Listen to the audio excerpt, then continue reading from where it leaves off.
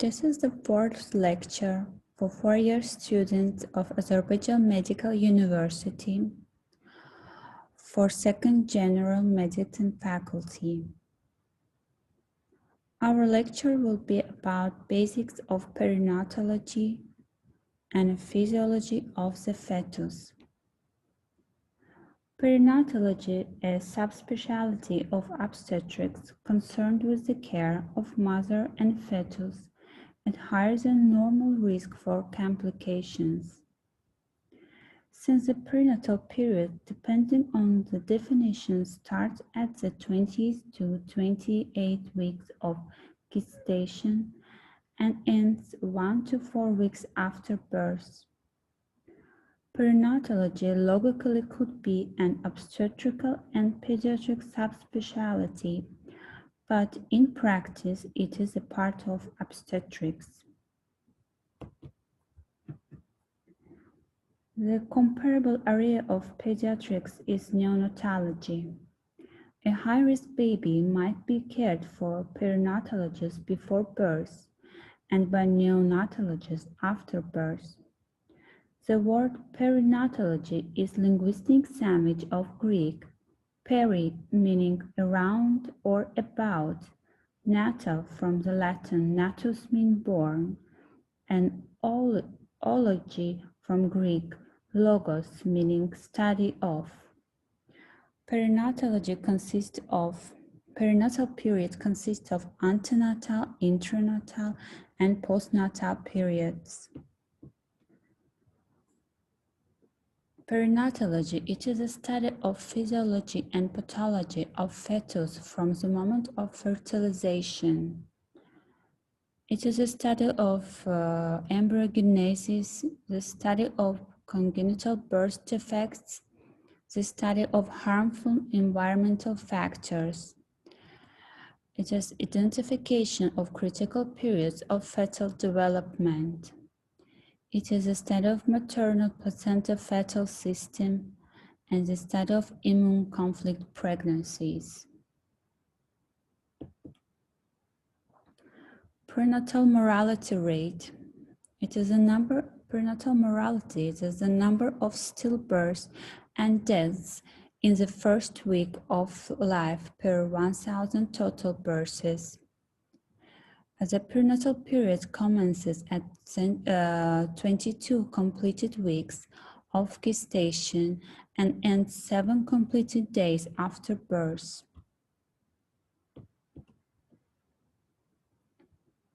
Perinatal mortality rate.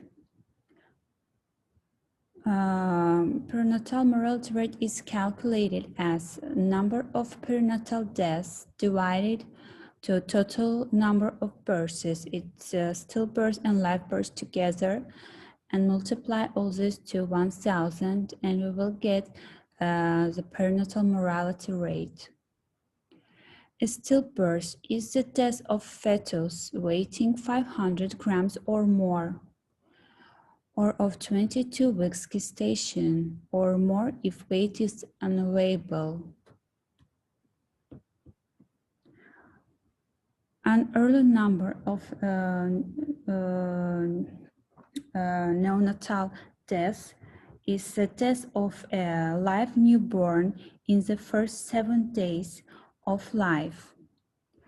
An early number of neonatal deaths up to 1,000 grams, it's mean extremely low birth weight, and it makes 78% of deaths.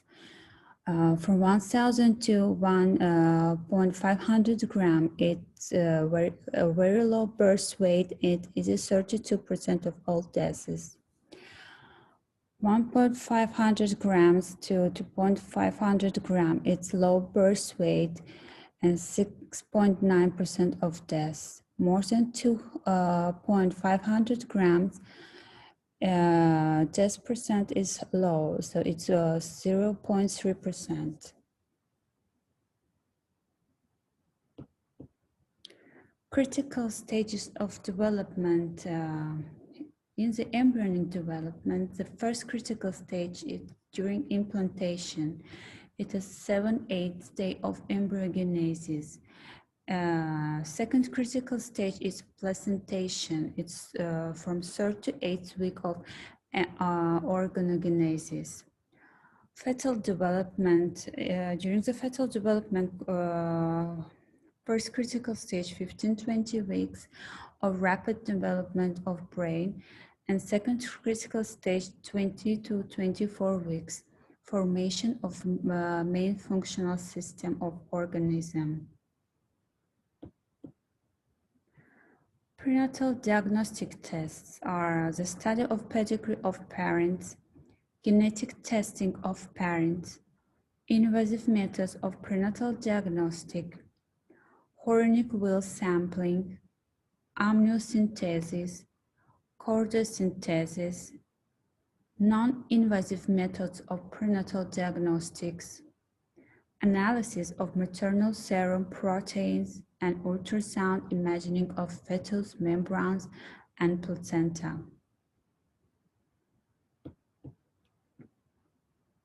Prenatal screening consists of initial screening, antepartum screening, interpartum fetal screening, and intrapartum fetal testing.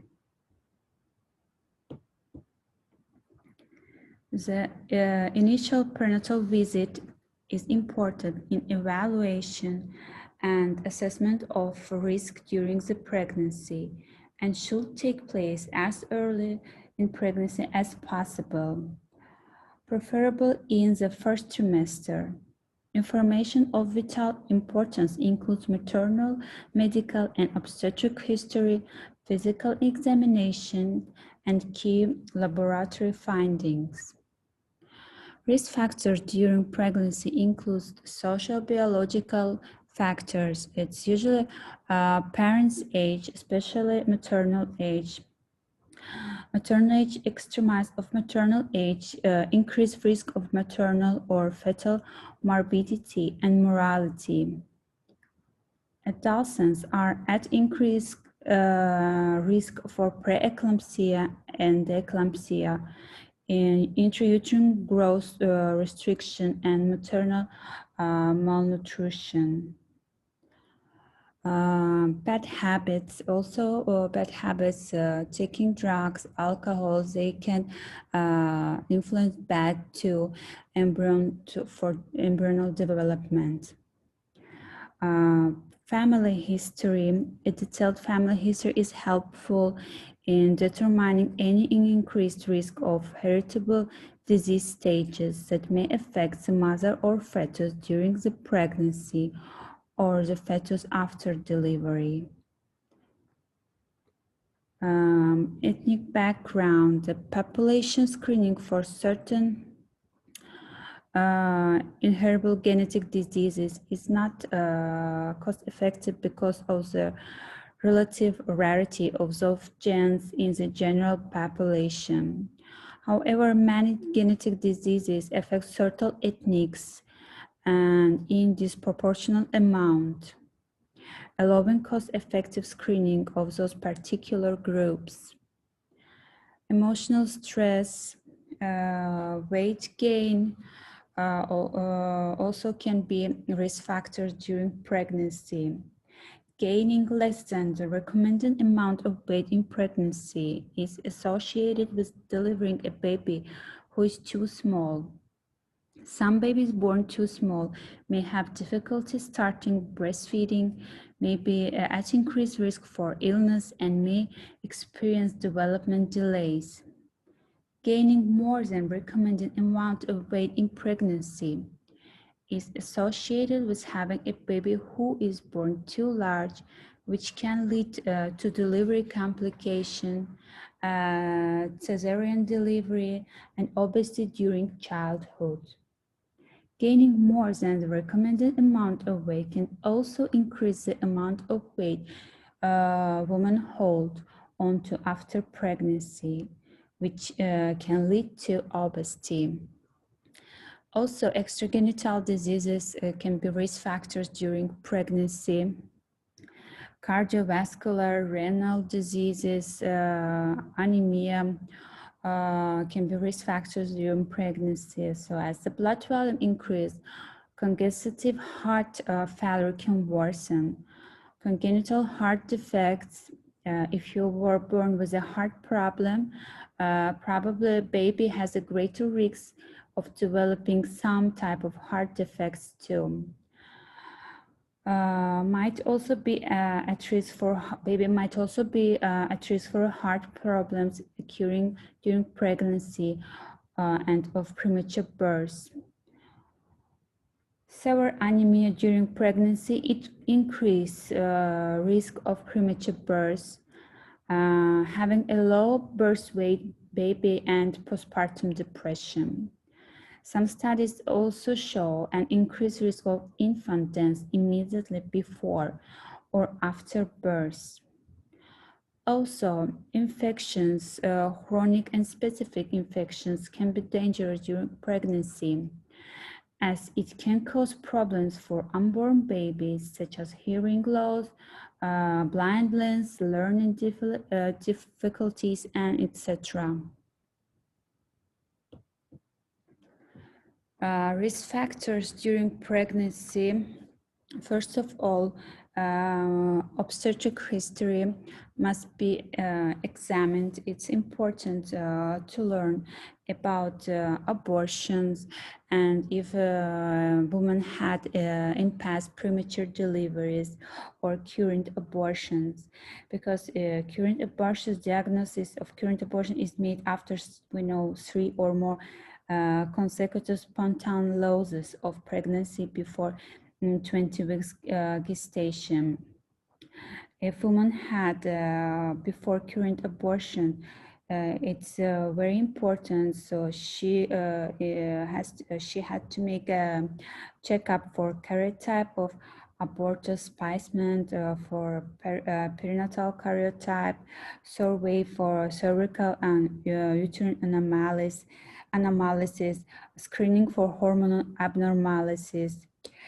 So also if previous stillbirth or neonatal birth woman has in her obstetric history, neonatal death, it should trigger an immediate investigation regarding the conditions or circumstances surrounding the event. However, stillbirth or neonatal birth may suggest a cytogenetic abnormality, structural malformation syndrome, or fetal-maternal hemorrhage. Also, previous preterm delivery, if she has a history of previous preterm birth, it confers an increased risk of early delivery in subsequent pregnancies. The risk of subsequent preterm births increase as the number of prior preterm births increase, and the risk decrease with each subsequent birth that is not preterm. The recurrence risk also rises as the gestational age of previous preterm deliveries decrease. So, complications, so it's also very important to learn about all complications in previous deliveries. So if during previous pregnancies she had preeclampsia and eclampsia, so it increased risk for hypertension in the current pregnancy, especially if underlying chronic hypertension or renal disease is present. So previous infant with genetic disorders or anomalies, if she has previous history of fetus with chromosomal abnormalities, it is a frequent indication of cytogenetic testing. Also, this may be preceded by first or second trimester screening and anatomy ultrasound.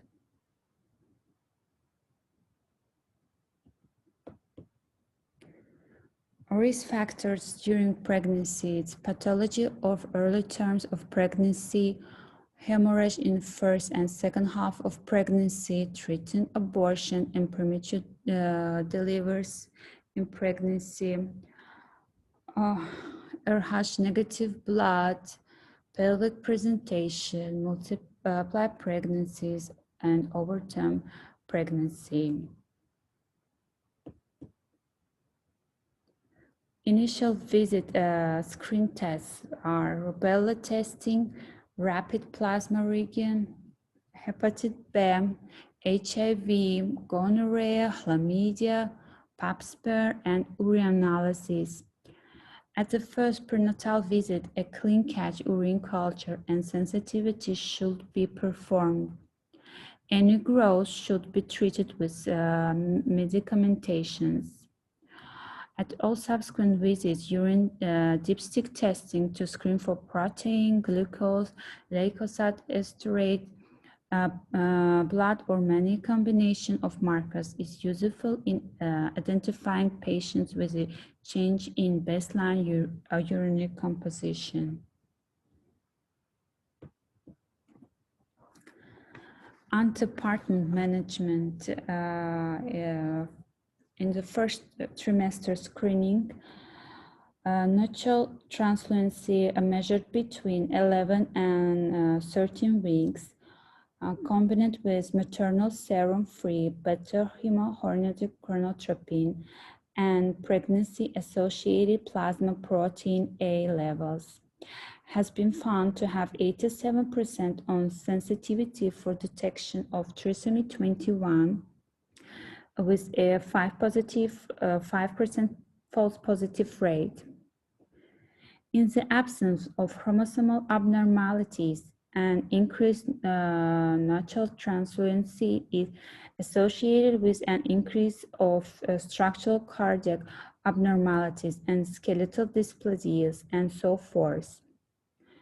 Further ultrasound findings in the first trimester, including absence of nasal bone and abnormal ductus venosus Doppler findings, may further improve the detection rate for aneuploidy, but require a high level of sonography skills. Patients with abnormal screening results can be offered invasive tests such as Hornick wheel sampling or amniocentesis tests. Second trimester screening, we call it triple screening or quad test. This screen test includes maternal serum, alpha protein, and beta-hemorrhagic gonadotropin and estriol. The usefulness of the screen is its ability to identify pregnancies at increased risk for open neural type defects, as well as for certain chromosome abnormalities, especially trisomy 21. That maternal serum screen is not a definitive test, but must be followed by invasive testing for karyotype determination. However, the first and second trimester screen should not be both be ordered independently during a pregnancy. This approach leads to uncatable high false positive rates for aneuploidy. Screening for carrier of genetic disease. Carrier testing can determine if a person carries one copy of gen linked to a certain disease. An autosomal recessive disease means that the disease will appear only if two copies of the altered gen are inherited. Couples who both carry the same autosomal recessive gen have a 1 in 4 or 25% chance with each pregnancy to have a child with that disease. Carrier screening involves testing a sample of blood, saliva, or tissue from the inside of cheek. Test results can be negative. It means you don't have the gen, or positive, you do have the gen. Typically, the partner who is most likely to be a carrier is tested first. If test results show that the first partner is not carrier, then no additional testing is needed. If test results show that the first partner is a carrier, the other partner is tested. Once you have had a carrier screening test for a specific disorder, you don't need to be tested again for that disorder. So object study of these screenings are Down syndrome trisomy 21, Edwards trisomy 18, Patau syndrome trisomy 13, neonatal tube defects.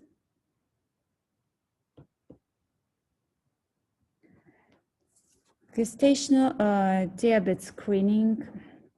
Also, a recent group consensus group have recommended screening for gestational diabetes based on risk factor. Many studies have shown this to be inadequate for detecting patients with gestational screening versus universal screening. Routine screening consists of performing a glucose challenge test between 24 and 28 weeks. This test consists of 50-gram oral glucose load with a plasma glucose level drawn exactly 1 hour after. If the value is greater than 140 milligrams or over, a more specific glucose tolerance test should be performed. The glucose tolerance test involves obtaining a fasting plasma glucose level, giving a 100-gram oral glucose load, then drawing plasma levels at 1, 2, and 3 hours after glucose load. A test is considered positive for gestational diabetes if 2 of the 4 values are evaluated. This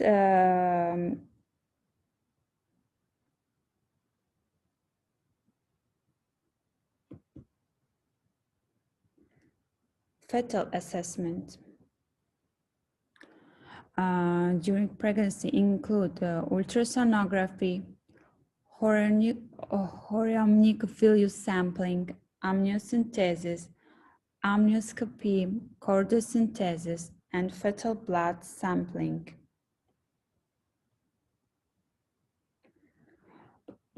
Ultrasonography, nowadays ultrasonography allows 2-dimensional, 3-dimensional, 4, 5, nowadays 6-dimension appearing imaging on the screen.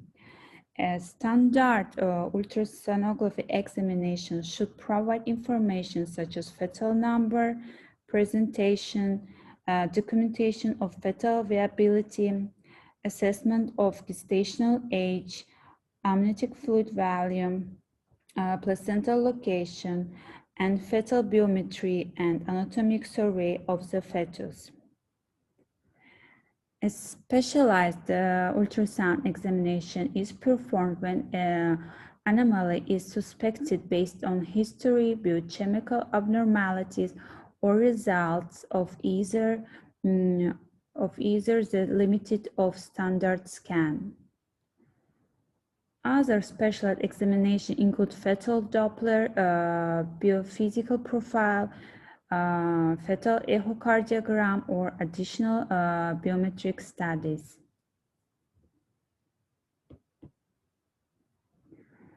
Ultrasound evaluation of fetal anatomy may detect major structure anomalies.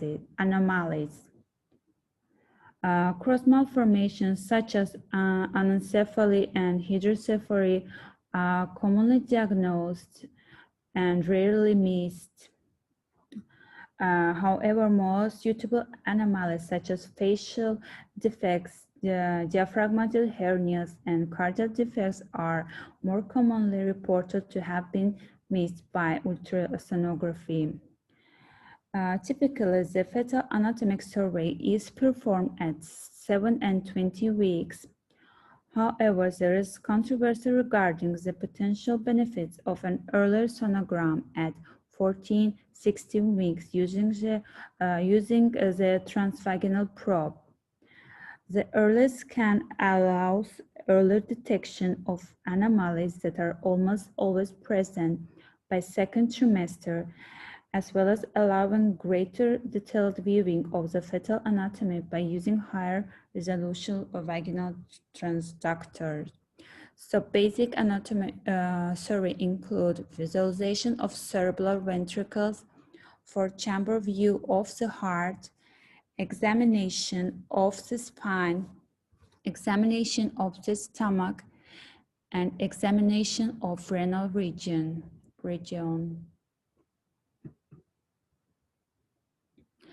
During the ultrasound examination, should be examined femur length, humerus, size of chest, abdomen, and biparital size.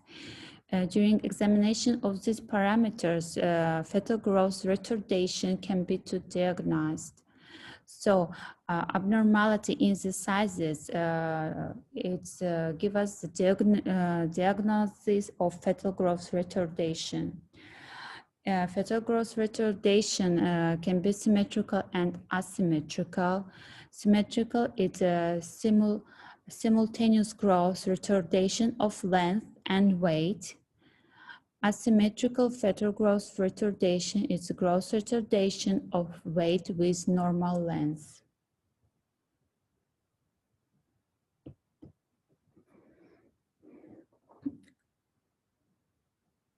Amnioscopy. It is visualization of the low part of amnion shell, amnion fluid, and presenting part of fetus with special type called amnioscopy. Amniocentesis is also performed under guidance of ultrasonography. Under guidance of ultrasonography, a needle is inserted through the maternal abdominal wall into amnion cavity, and amnion fluid is removed. There are many uses for this amnion fluid. In early second trimesters, this include evaluation for neural type defect assessment and the most common indication of cytogenetic analysis.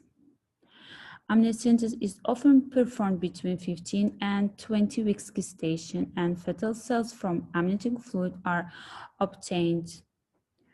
Risks associated with the procedure are considered to be very low, with the risk of abortion as a result of amniocentesis considered to be between 1 in 200 to 1 in 450 amniocentesis.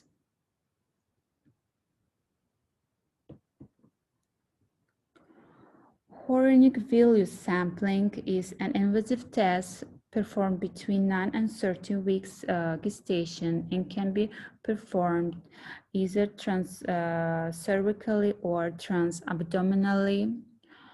Chorionic villus sampling is performed under ultrasonography guidance with the passing of sterile catheter or needle into the placental site. Chorionic villus are aspirated and undergo cytogenetic analysis.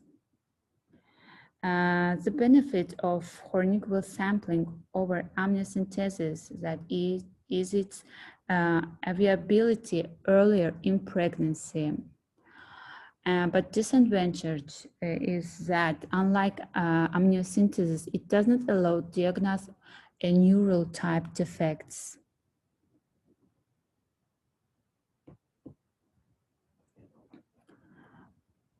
Chordosynthesis or percutaneous umbilical blood sampling. It's a fetal blood sampling is an option for chromosomal or metabolic analysis of fetus. Benefit of procedure include a rapid result, turnaround, and ability to perform the procedure in the second and third trimesters. Intravascular access to the fetus is useful for assessment and treatment of certain fetal conditions such as Ehrhardt's sensitization and autoimmune thrombocytopenia. However, there's a higher risk of fetal death compared with the other methods.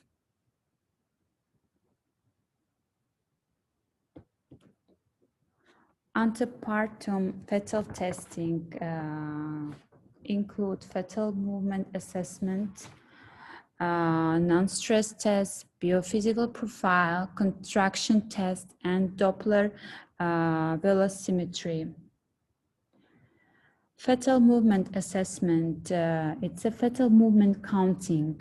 Fetal movement counting is a way to check the health of fetus, also called kick counting. It's done by counting the number of kicks women feel from baby in the uterus in this certain period. Decrease in maternal perception of fetus move can show death of fetus. Perception 10 distinct movement in 2 hours is considering reassuring. Biophysical profile activates that can be recorded with a real-time ultrasound.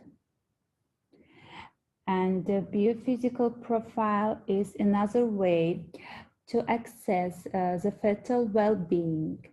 The biophysical profile is considered of 5 components. By ultrasound examination, we can look for fetal breasting movements, 30 seconds or more in 30 minutes. Then fetal movement, 3 or more in 30 minutes. Fetal tone, extension, flexion of an extremity, and amniotic fluid volume, vertical pocket of 2 centimeters or more. Each component has 2 points. A score of 8 and 10 is normal. 6 is equimental and 4 or less is abnormal.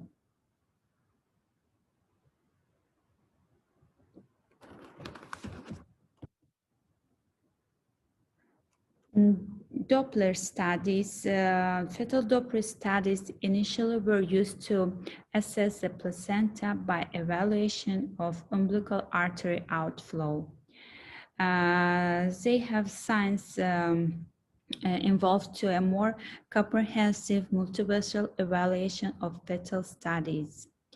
Doppler studies can be used to assess a compromised fetus, and many function as diagnostic tool that alerts the clinical to need for further investigation, including biophysical profile, counting fetal monitoring, or possible delivery. Doppler, you can see the classification of Doppler flow. Contraction test and non-stress test also, it's a part of antepartum fetal testing, but I will give more information about this test later in my presentation. There is also risk factor in delivery process. This risk factor is maternal and fetal risk factor and placental risk factors. Maternal factors are premature rupture of membrane, labor abnormalities, rapid delivery, labor induction, labor stimulation, fetal maternal disproportion, certain uterine rupture. Risk factors in delivery process, fetal risk factors, it's premature delivery, umbilical cord pathology, pelvic presentation, surgery, and general anesthesia. Risk factors in delivery is placenta previa, abruption placenta previa, abruption placenta. The action depends on gestational age, exposed duration, and state of maternal placental fetal system compensatory adaptive mechanisms.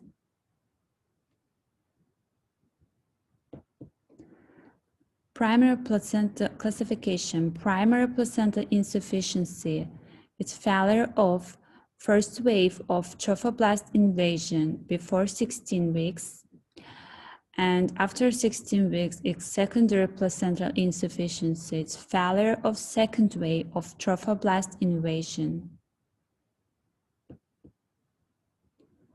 Classification. Acute placental insufficiency, chronic placental insufficiency, gradual deterioration of placental perfusion, compensated structural changes in placenta which does not lead to fetus hypoxia, subcompensated structural changes in placenta which lead to fetus hypoxia, non-compensated structural changes in placenta which lead to fetal growth retardation and severe hypoxia and death of fetus.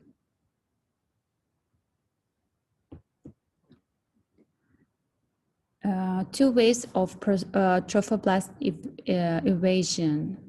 First, it's into the decidual segments of spiral arteries at 8 to 10 weeks of gestation, and second, into myometrial segments at 16 to 18 weeks of gestation. Physiological spiral arteries transformation. It's gradual loss of the maternal musculoelastic structure of the arterial wall and replacement by amorphous fibrinoid material in which trophoblast cells are embedded.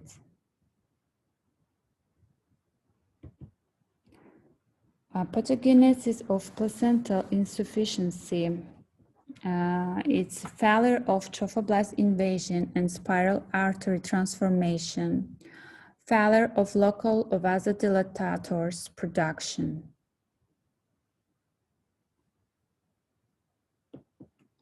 Main causes of placental insufficiencies are infections, diabetes, chronic blood pressure, blood clotting disorders, anemia, certain medication, particularly blood thinners, smoking, and drug abuse.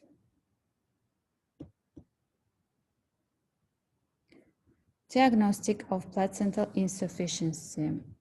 A decreased level of placental hormones, estriol, placental lactogen, and also placental alkaline phosphatase in serum. Structural changes of placenta in ultrasound examinations can be classification of placenta megaly, thin placenta, placenta cyst or premature placenta aging, changes of blood flow on Doppler. Placenta insufficiency causes fetal hypoxia, and the fetal hypoxia brings to fetal growth retardation. Fetal hypoxia is the most common reason of antenatal and intranatal deaths. Causes can be maternal, fetal, and placental. You can see now the hypoxia classification.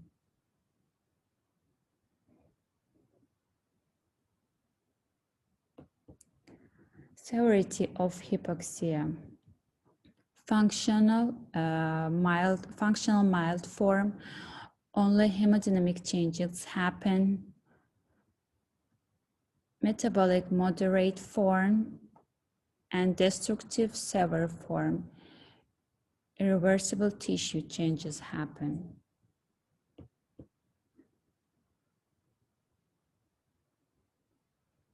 Fetal intrapartum management. It's a fetal heart rate monitoring and fetal pulse oximetry.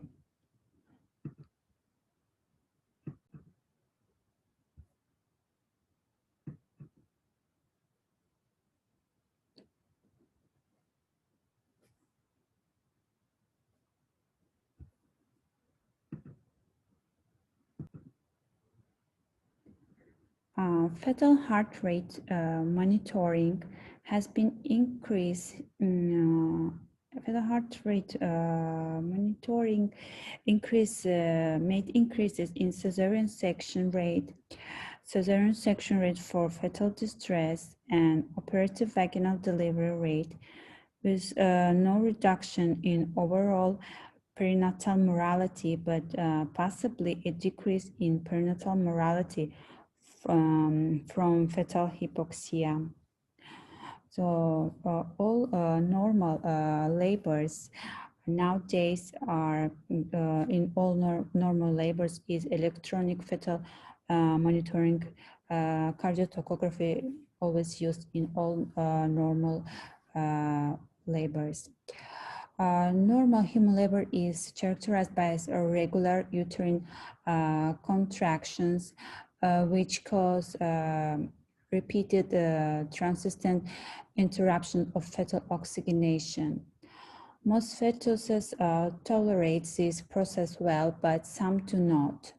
The fetal heart rate pattern helps to distinguish the former from the later, as it is an indirect marker of fetal cardiac and central nervous system responses to changes in blood pressure, blood gases, and acid-base status. Cardiotocography is technically means of recording the fetal heartbeat and the uterine contractions. And with the help of cardiotocography, we can see how fetal heartbeat react to uterine contractions. First of all, I want to go through fetal heart rate definitions. So, baseline is mean fetal heart rate rounded to instruments of 5 beats mean in a minute, at least 2 minutes in any 10-minute segment. Normal baseline is between 110 and 160 beats per minute.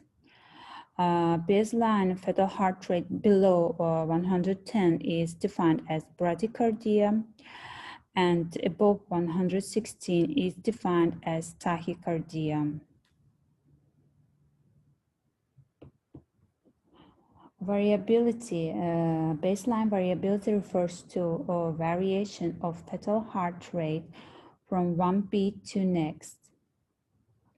Variability occurs as a result of interaction between the nervous system, chemoreceptors, baroreceptors, and cardiac responsiveness. If therefore a good indicator of how healthy a fetus is at that particular moment in time, as healthy fetus will constantly be adapting its heart rate in response to changes in its environment. Normal variability indicates an intact neurological system in fetus. Normal variability is between 5 and 25 BPM. To calculate variability, you need to assess how much the peaks and troughs of the heart rate deviate from the baseline rate.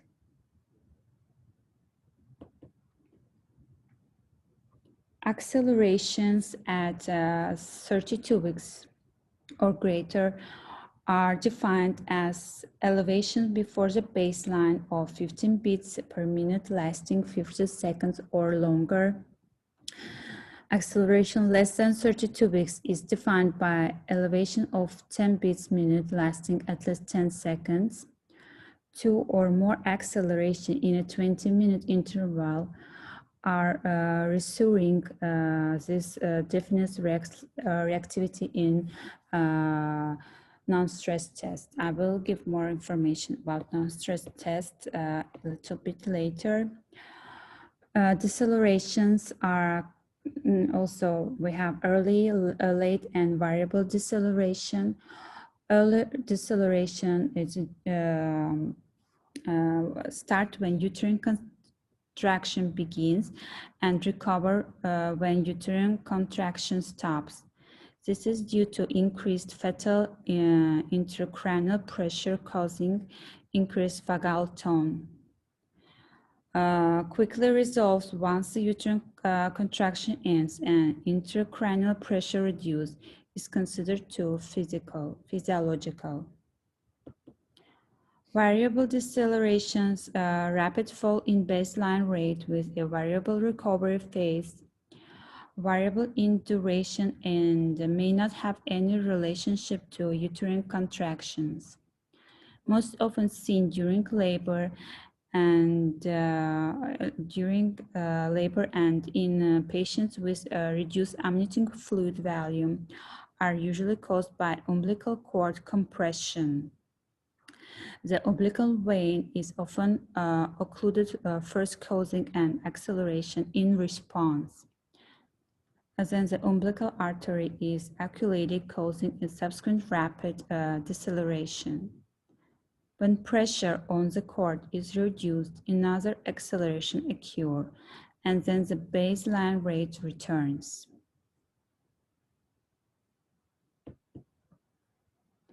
Late decelerations begin at the peak of the uterine contractions and recover after the contractions end.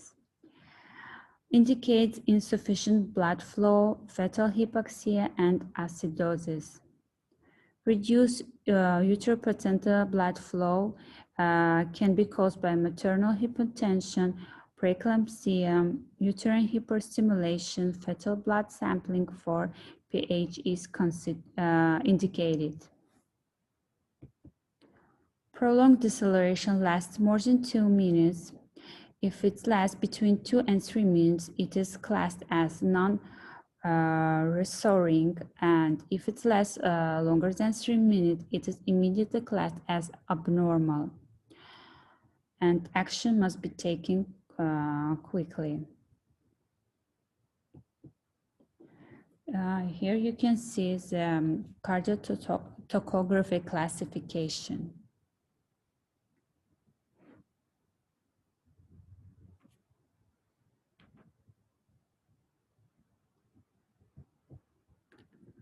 So non-stress test, it is the part of antepartum management. And first of all, non-stress test fetal heart rate accelerations reflects central nervous system alertness and activity. And during non-stress test, an absence of fetal heart rate acceleration may reflect the central nervous system depression caused by hypoxia and drugs and fetal sleep, etc. And non-stress test, the end point of non-stress is pressure or absence of fetal heart rate acceleration with a specified period of time.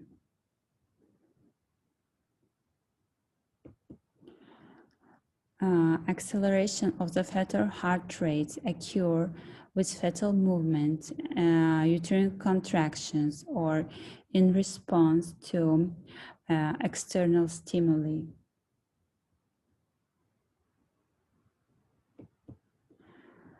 Target its criteria into acceleration of at least 15 beats per minute for 15 seconds in a 20-minute period. Healthy fetus less than 32-week gestation may use at least 2 acceleration of 10 beats per minute for 10 seconds in a 20-minute period. The more remote for term, the more likely is that non-reactivity will be due to fetal prematurity.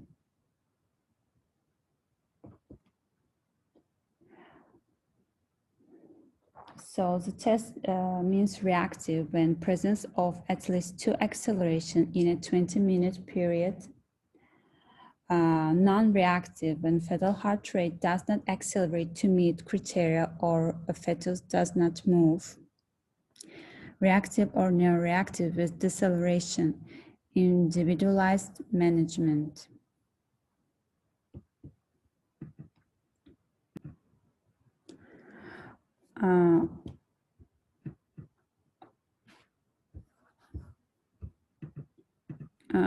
Also in antepartum fetal testing, contraction tests is used. The contraction test is based on response fetal heart rate to uterine contractions with the premise that fetal oxygenation will be worsened during contractions.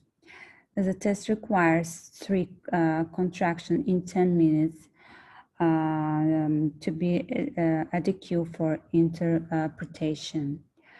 A positive or abnormal test is defined as late deceleration occurs with more than half of the contractions. A test is considered to be suspicious or equivocal if any late deceleration are seen, and negative with no late decelerations. So, after the baby is born, after umbilical cord is cut, newborn should be placed in a warm environment. So, may be placed on mother chest, skin to skin, or they may be brought a radiant warmer.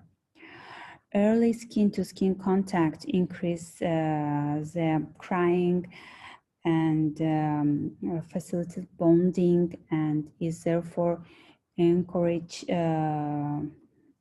when possible. However, it should only be done when the newborn is crying, breathing, and has good tone, and when there are no risk factors that increase likelihood that rescuing will be required. So after baby is born, APGAR scoring is must be done. APGAR is a quick test performed on a baby at 1 and 5 minutes at first and 5 minutes after birth.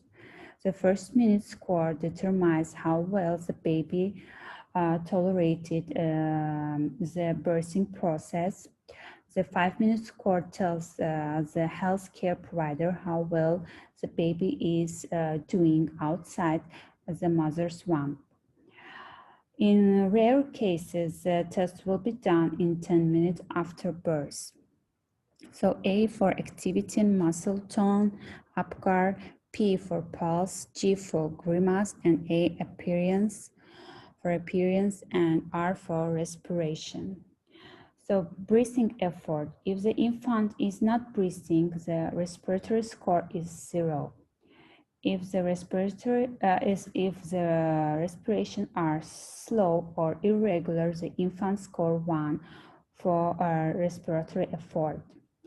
If the infant cries well, the respiratory score is 2.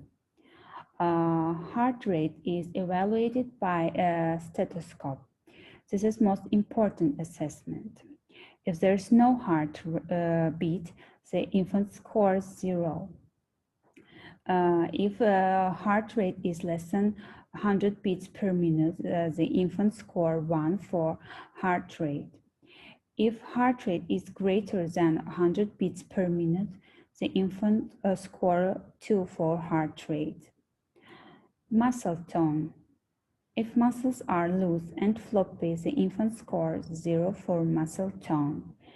If there is some muscle tone, the infant scores 1. If there is active motion, the infant score 2 for muscle tone. Grimace response or reflex irritability is a term describing response to stimulation, such as mild pinch. If there's no reaction, the infant scores 0. If there's a grimacing, the infant score 1. If there's grimacing and cough, sneeze, or cry, the infant score is 2. Also, skin color is very important. If skin color is pale blue, the infant score is 0 for color. If the baby is pink and the extremities are blue, the infant score is 1 for color. If the entire body is pink, the infant score is 2 for color.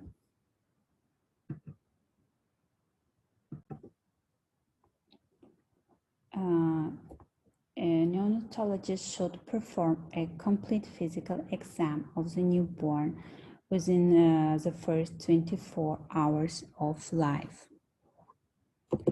The skin color should be evaluated, and the presence of cyanosis, pallor, or jaundice has to be noted.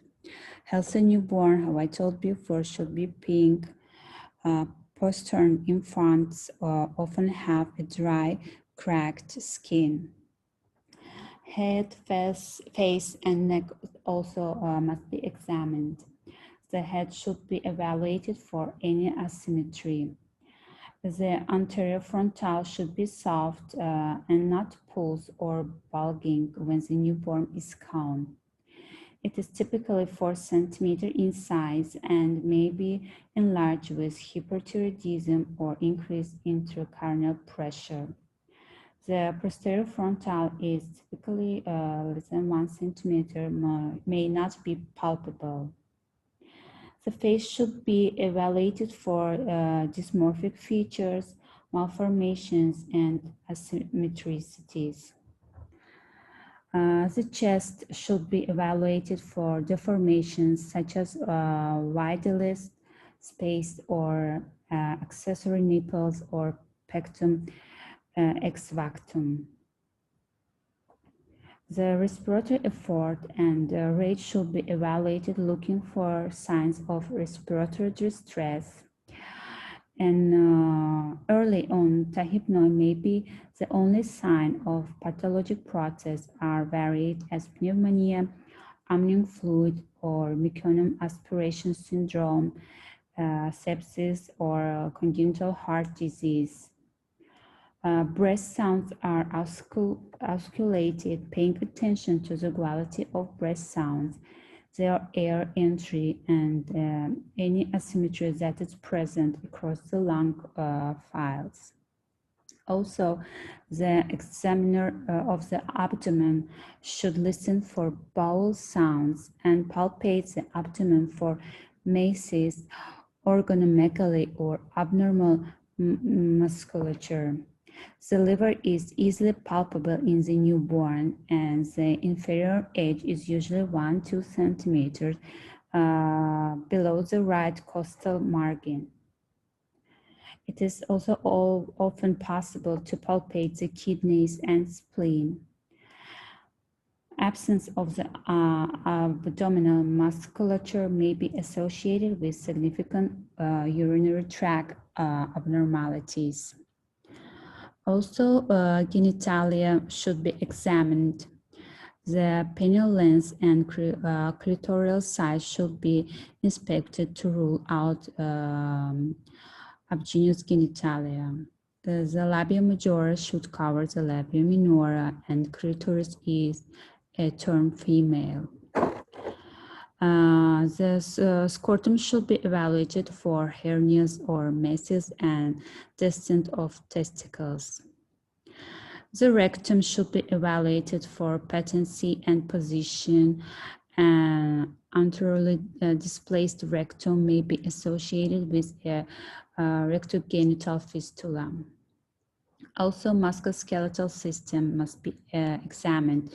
The extremite spines and hips are examined for sign of fracture, malformation, or deformation. Range of motion of the joint is assessed.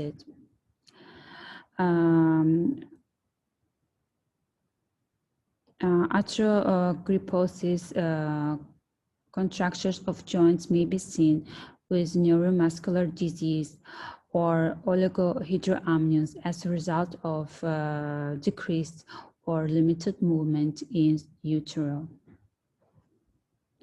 Also, neurological system must be examined.